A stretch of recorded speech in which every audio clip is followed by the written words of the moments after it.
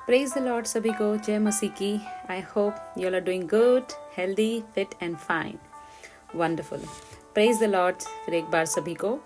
तो चलिए, काफ़ी गैप के बाद आज मैं वापस मैंने ये किया है, स्टार्ट किया है परमेश्वर की दया से।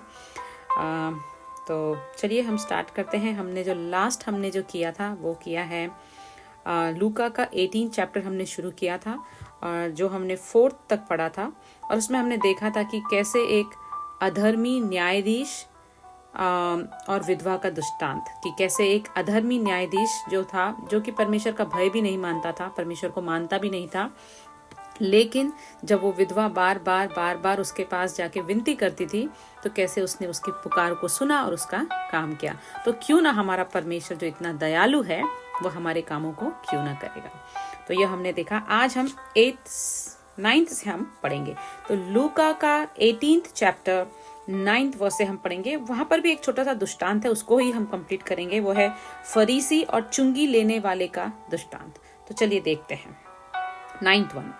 उसने उनसे जो अपने ऊपर भरोसा रखते थे कि हम धर्मी हैं और दूसरों को तुच्छ जानते थे, यह दृष्टांत कहा। तो ये यीशु मसीह ने उन लोगों को कहा जो अपने आप पर भरोसा भी रखते थे और अपने आप को बहुत ज्यादा धर्मी और अपने आप को बहुत ज्यादा बड़ा समझते थे और दूसरों को तुच्छ जानते थे, छोटा जानते थे। ऐसे लोगों को ये दृष्टांत यीशु मसीह ने कहा। 2 मनुष्य मंदिर में प्रार्थना करने के लिए गए। एक फरीसी था और दूसरा चुंगी लेने वाला था।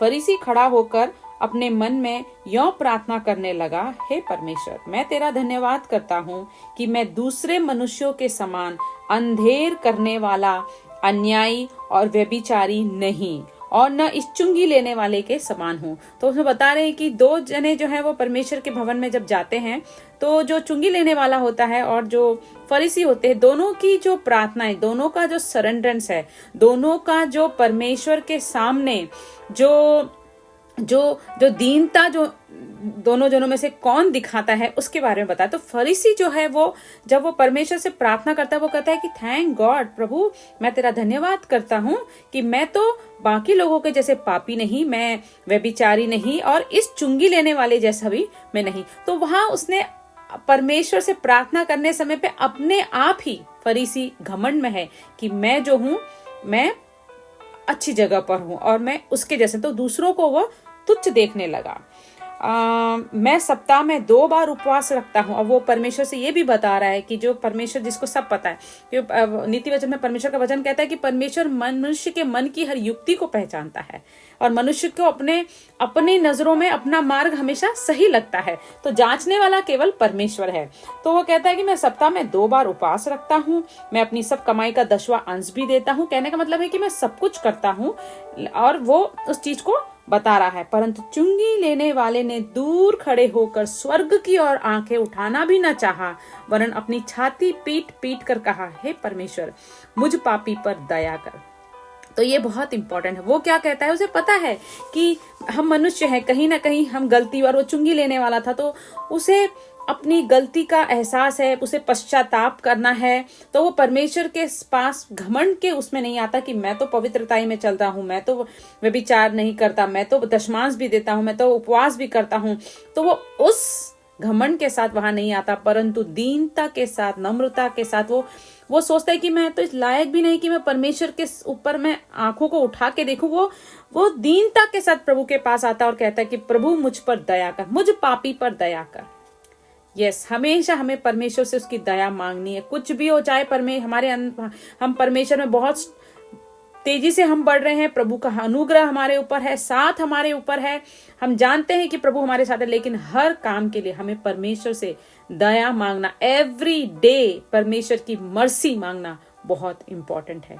मैं तुमसे कहता हूं कि वह दूसरा नहीं परंतु यही मनुष्य धर्मी ठहराया जाकर अपने घर गया, क्योंकि जो कोई अपने आप को बड़ा बनाएगा वह छोटा किया जाएगा, और जो कोई अपने आप को छोटा बनाएगा वह बड़ा किया जाएगा। तो ये एक बहुत इंपॉर्टेंट मैसेज है कि जो कोई इस संसार में अपने आप को बड़ा बनाएगा, जो कोई अपने आप को प्राउड समझेगा, बहुत बड़ा समझेगा, दूसरों को तुच्छ जानेगा, वह छोटा किया जाएगा। लेकिन जो अपने आप को छोटा समझकर परमेश्वर के सामने बालकों के समान जाएगा, दया, हमेशा परमेश्वर की दया को मांगेगा, वो बड़ा किया जाएगा। क्योंकि इसमें लिखा है कि दूसरा मनुष्य जिसने दया मांगी वह धर्मी ठहराया गया, ना कि वो जो कहता है कि मैं तो अंधेर करने वाला नहीं, मैं व्यभिचारी नहीं, मैं दशमांश देने वाला हूं, मैं उपवास करने वाला हूं, वो धर्मी नहीं ठहराया गया। कौन धर्मी ठहराया गया? वो जो दीनता के साथ प्रभु के पास आया और उसने कहा प्रभु मुझ पर दया कर।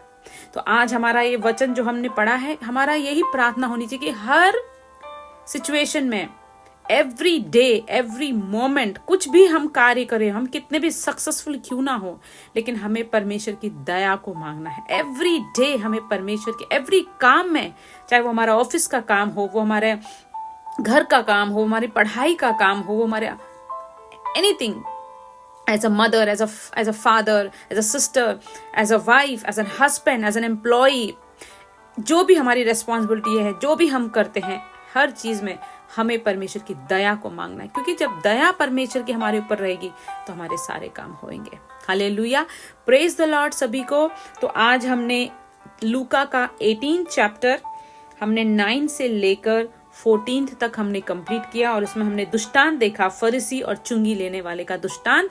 और चुंगी लेने वाले को धर्मी ठहराया गया क्योंकि वह दीनता के साथ और नम्रता के साथ दया मांगकर उसने परमेश्वर पर प्रार्थना करी, ना कि वो जो अपने आप को बढ़ा रहा था। इसलिए आज का वचन यही है कि हमें दया मांगनी है और अपने आप को बड़ा नहीं, परमेश्वर के सामने छोटा रखना है। वह हमें ऊपर बढ़ाने वाला परमेश्वर। कल हम फिर पढ़ेंगे बालकों को आशीर्वाद, 15 से हम शुरू करेंगे कल। तो आज इस वचन को आप मनन कीजिए अपनी लाइफ में,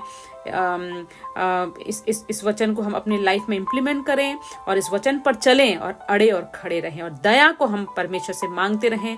नम्रता के साथ, दीनता के साथ हम परमेश्वर के राज्य में प्रवेश करें और हमेशा उसी दीनता, नम्रता और दया मांगने के भाव से ही वहां पर हम बने रहें। Hallelujah, praise the Lord.